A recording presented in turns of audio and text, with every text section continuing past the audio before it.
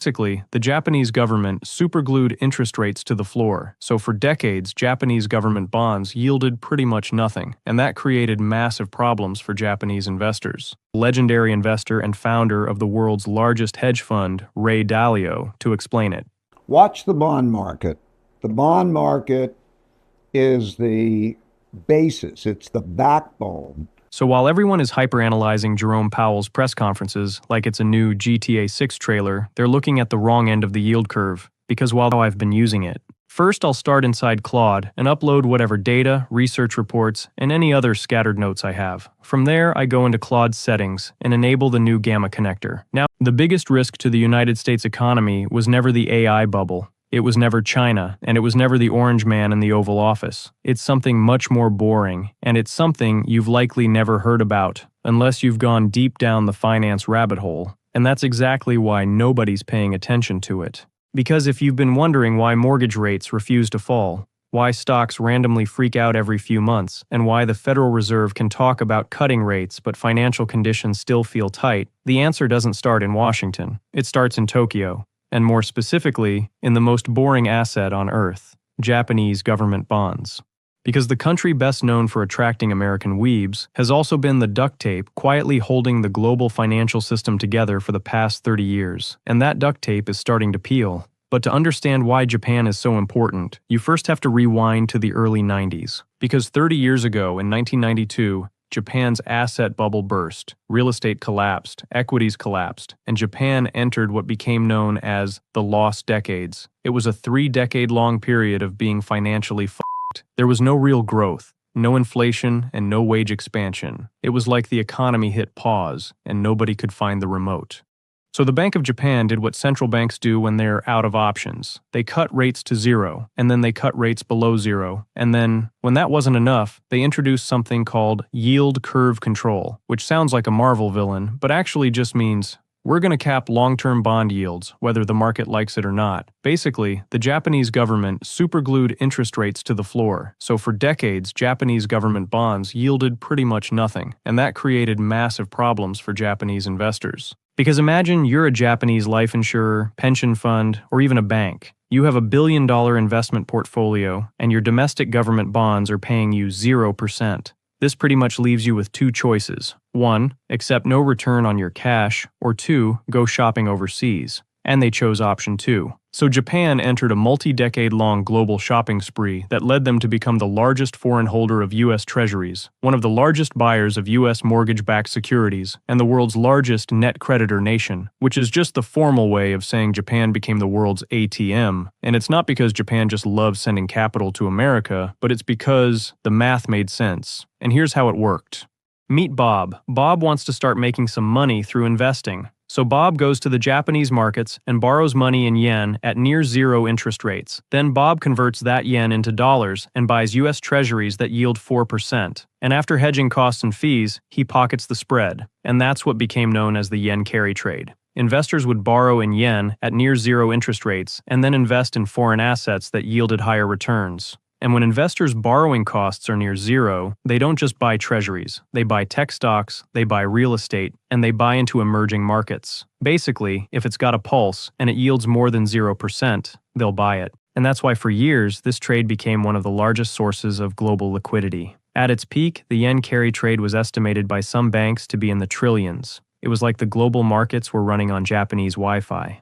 But the problem was that the entire trade relied on one assumption that held everything together, that Japanese yields would stay near zero forever. But in 2024, that assumption broke when the Bank of Japan ended its yield curve control policy, and Japan raised interest rates for the first time in 17 years, and then they raised them again. And immediately following that second rate hike decision, the S&P 500 dropped 6%, and Japan's index, the Nikkei 225, plummeted over 12% in a single day, marking its worst drop since 1987. It was a clear signal that markets were officially spooked. Because when Japanese yields rise, two things happen. 1, borrowing in yen becomes more expensive. And 2, hedging currency risk becomes more expensive too. And suddenly, the free money trade isn't so free anymore. And that 4% U.S. Treasury Bob was looking at doesn't look so good anymore. And this was the beginning of the end for the yen carry trade, because now the math had flipped, and the trade was no longer a no-brainer. And when the math flips, the capital flows flip too, and the money that flowed out of Japan for decades was starting to return home.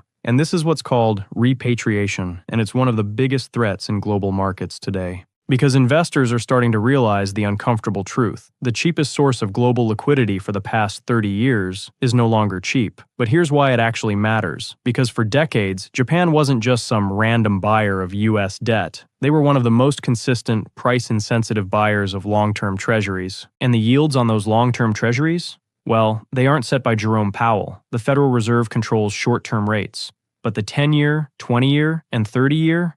Well, those yields are largely determined by supply and demand. And the problem is, everyone's staring at the wrong lever. And here's legendary investor and founder of the world's largest hedge fund, Ray Dalio, to explain it. Watch the bond market. The bond market is the basis, it's the backbone of all markets. It is the risk-free, meaning default-free, probably default-free, interest rate that determines what all asset returns are going to be. And when there is a breakdown of the supply-demand picture for the bond market, you see a certain type of market action. You see long rates rising relative to short rates.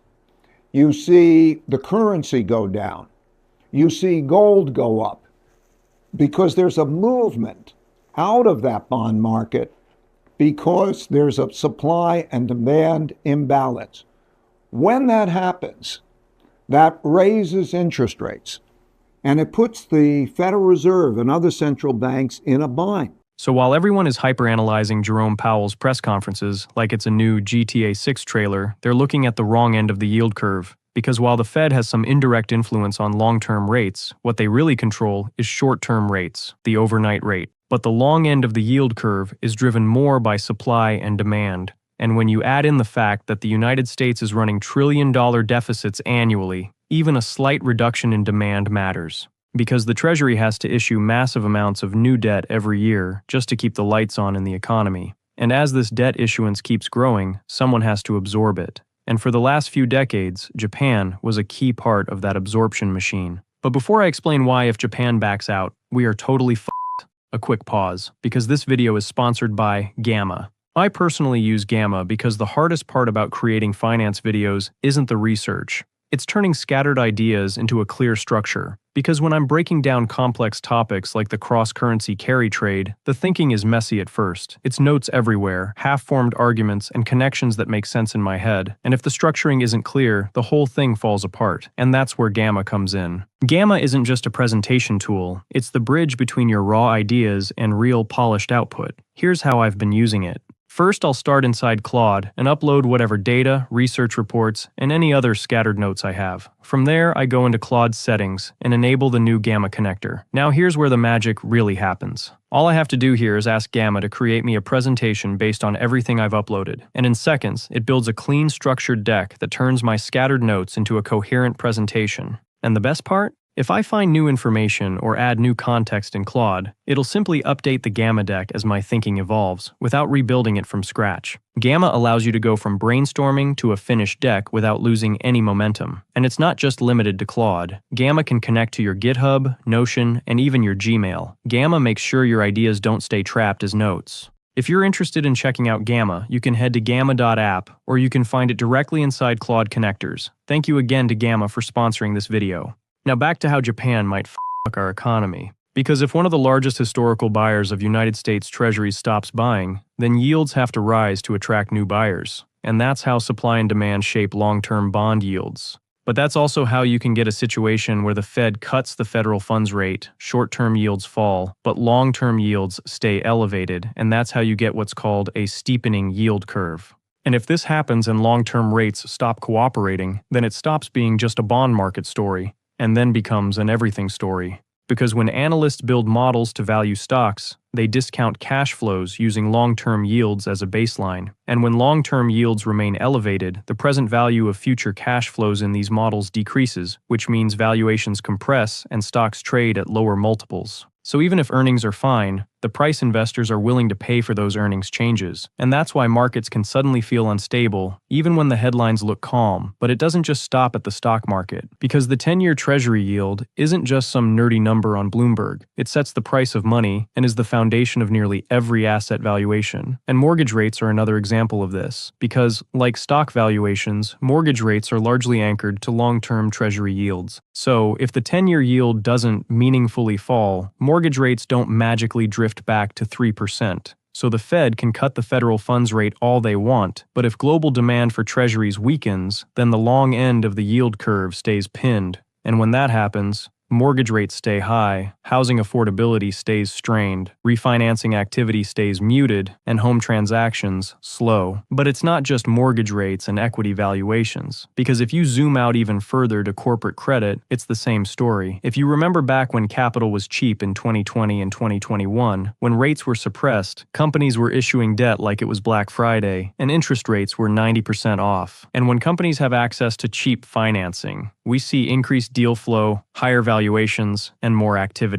And that's because credit is the bloodstream of the corporate world. But if borrowing costs stay elevated, we see the opposite. We see risk appetite fall, growth slow, and capital tighten. And this is the main point of the video, because for 30 years, the United States benefited substantially from being on the receiving end of the world's largest carry trade, and now that trade is unwinding. And as Ray Dalio said, the bond market is the backbone of all markets, and the interest rate that determines what all asset returns are going to be. And what we are currently seeing is a tangible catalyst reshaping the foundation of the bond markets. And there's a reason why traditional financial media is ignoring this. It's because it's not clickable, and because it wouldn't trend on Twitter. Nobody wants to hear, let's discuss the cross-currency carry trade and how Japanese institutions are reallocating capital, because that requires patience and nuance, and more brain cells than doom scrolling allows for. Instead, people want inflation, they want AI, and they want whatever Nvidia did last week. They want the topics that are visible, loud, and create headlines. So instead, the narratives become dramatically oversimplified to, if the Fed cuts rates, financial conditions will ease. And that's not necessarily true. And that's the lie we're being sold. That one rate cut fixes everything, that liquidity is automatic, and that someone, somewhere, will always show up to buy our debt. But what if they don't? And what if the largest foreign holder of US Treasuries decides to take a step back? Well, then you see global liquidity tighten. And liquidity is the oxygen in markets. And when it tightens, well, that's the cost of money changing everywhere. And like I covered, it affects everything, from stock valuations to mortgage rates to corporate credit. And that's why I made this channel, because I want to shine a light on the issues that actually matter, the issues that traditional financial media won't touch because they don't get clicks. So if you're interested in knowing about what's actually happening in financial markets, hit subscribe and turn notifications on, because I'll be covering the stuff that traditional financial media won't. Because the real threats in markets aren't the loud ones. Those are usually priced in. The real threats are the ones hiding in plain